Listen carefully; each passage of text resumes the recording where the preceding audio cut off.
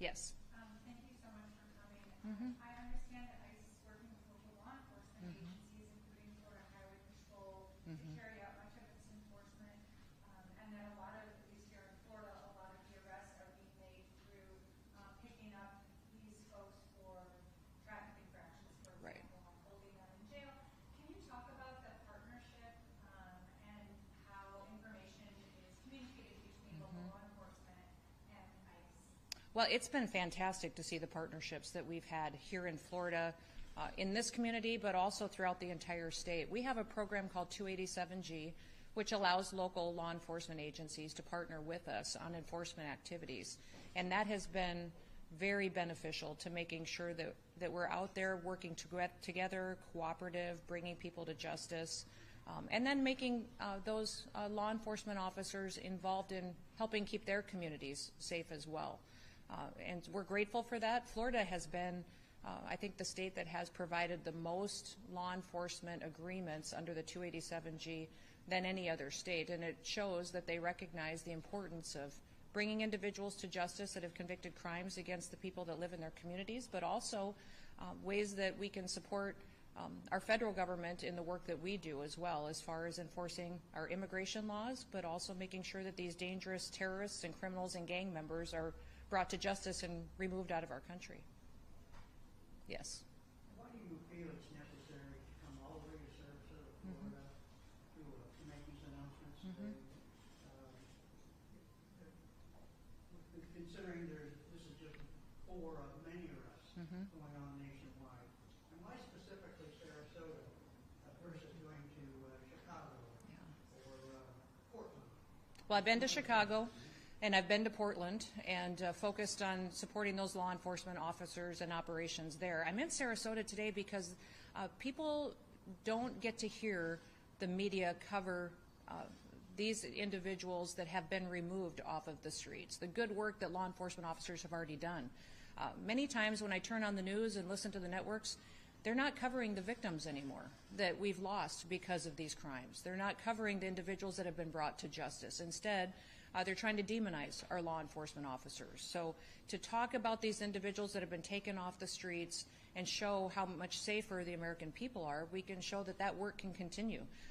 These individuals that I spoke about today are not on the streets creating more victims. There's still individuals out there, though, that we need to bring to justice. And this is a reminder of the work that we do, but that we need to continue that work and let these law enforcement officers know that they're appreciated. To maximize your investment in the time to come to Florida, you can meet with, say, the sheriffs here who signed up with the program you just mentioned. Also, we're not very far from Alligator Alcatraz or Deportation Depot. Are you going to be possibly visiting there? I have been to Alligator Alcatraz. I have visited it. I have not seen Deportation Depot yet, but we're grateful for those partnerships with the state of Florida. That has helped us with detainment centers that will allow us to host these individuals until their due process is finished and they can be removed from our country. So we're grateful for that. In fact, Alligator Alcatraz was the first project that we had with the state as far as putting together these beds, and we've had several other states now that have shared these agreements with us as well. So in Indiana, Nebraska, other states that have partnered, and will continue to do that because it's more efficient for the taxpayers, but it also meets the needs that we have for bed space until individuals can be removed. While on the subject of travel, you've received some criticism about the recent purchase of two business jets made by Gulfstream to the tune of $200 million going to the Coast Guard, which is one of your departments. It was stated by the two representatives about their questioning about this. They said that your frequent appearances at ongoing operations which require the diversion of resources to focus on your security appears to be unjustified. What is your comment to that? These aircraft are Coast Guard aircraft to replace 25-year-old airplanes that are necessary for the mission of the Coast Guard. Congress appropriated the dollars and paid for them in the big, beautiful bill, and we're grateful that we're able to move forward and make sure that Force Design 2028 for the Coast Guard is mission fulfilled and they can continue to serve our country, not just in a search and rescue mission, but also cooperating with our Department of War, and they're helping us in incredible ways with drug interdiction and bringing these cartels to justice as well. We see working families afraid to go out without documents. What message do you have for them? You're saying that working families are afraid to go out? I think they should be in this country legally. They have no fear whatsoever if they're in this country abiding by our laws. And that is the wonderful thing about America. Everybody is treated equally, and we don't pick and choose who the law applies to and who it doesn't. So individuals have the opportunity every day, if they're here illegally, to go home. Go home to your country and come the right way. If they wait until we detain them and we have to remove them ourselves, they'll never get the chance to come back to America. Mm-hmm. You had mentioned, the fact that the media is not talking enough about some of the dangerous folks that you guys are catching and removing from the country. Do you think that might have something to do with the tactics, the masked ICE agents dragging people out of cars and off the street or coming out of their immigration hearings? We've seen images of families, children are crying. It's just sort of shocking in this country, never having seen that type of thing. No, I think that our law enforcement officers are doing everything appropriately and correct to make sure people are brought to justice. And that's the opportunity that we've given individuals from day one, was that if they're in this country illegally, that they can come to us, we will pay them to leave this country $1,000 and buy them a plane ticket to leave. People get to keep their children with them. If they've committed a crime against individuals in this country, they will be brought to justice. They will be prosecuted for those crimes.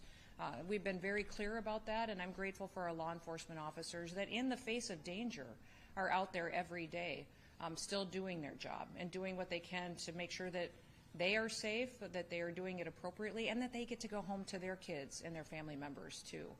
I think most people look around a room full of law enforcement officers, and sometimes the media doesn't tell the story that they all have families too, and that they deserve to go home that night and tuck their kids into bed and to be able to get up and support their family and pay their bills as well. That's what today is, 9 months of law enforcement officers finally getting to do their job again, finally getting to do what they took an oath to do, and that's uphold the law and be fair and just in how they do that, and I'm so proud of the work that they've done.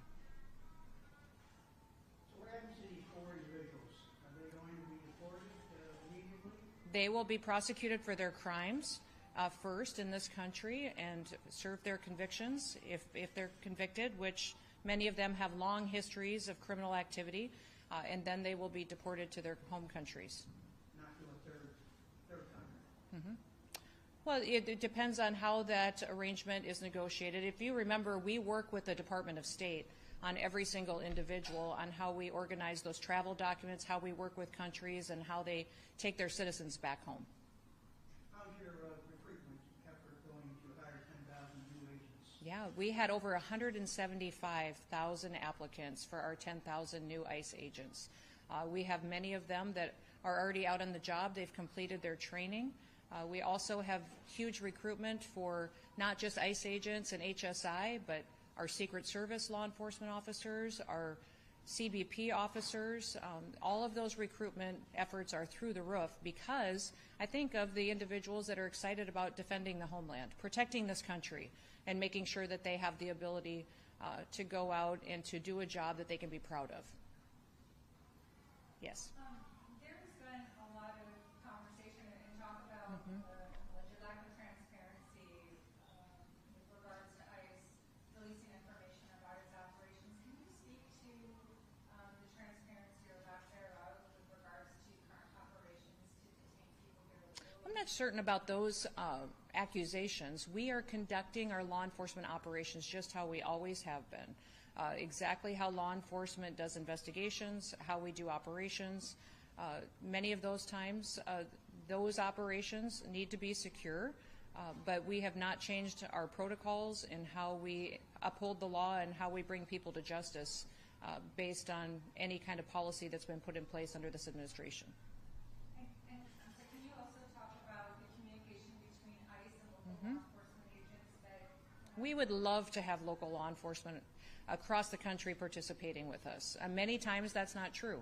Here in Sarasota, it's been fantastic. Here in Florida, it's been amazing. But you go into other communities and other states, and many times those governors are political. Those leaders in those towns, Portland's a great example of the mayor who chooses to play politics instead of keeping his citizens safe. Governor Pritzker in Illinois is putting his people in danger every day by going against us and not working with us to make sure that we're detaining individuals who have criminal charges against them or have been convicted and then re-releasing them out on the streets. We're starting to see better partnership out of some law enforcement officers who recognize that their citizens feel differently than their political leaders. Their citizens recognize that they want their streets safer. We saw that in Washington, D.C., that people that experience the freedom of being able to walk down a street, go to a restaurant again, be able to, conduct normal life and let their kids play in a playground, they enjoyed it, and they let their political leaders know that, and they've cooperated with us more. We continue to have targeted operations that we make sure that law enforcement officers in every single community get the chance to continue to get these criminals off of their streets. Is it true, though, the majority of arrests or detentions that are happening are people who are either like low-level crimes, like Well, what would you call a low-level crime? I would say anybody who's been victimized by somebody who's committed a crime, it's significant to them. It's that's significant if they end up causing harm to someone. If they're not trained and don't have a license and they're on the street operating illegally, get into an accident, hurt someone, then that no longer is a low-level crime. We have laws, and we don't get to pick which ones matter and which ones don't. Every single one of our laws has been put in place for a reason, and therefore will be enforced. Any other questions?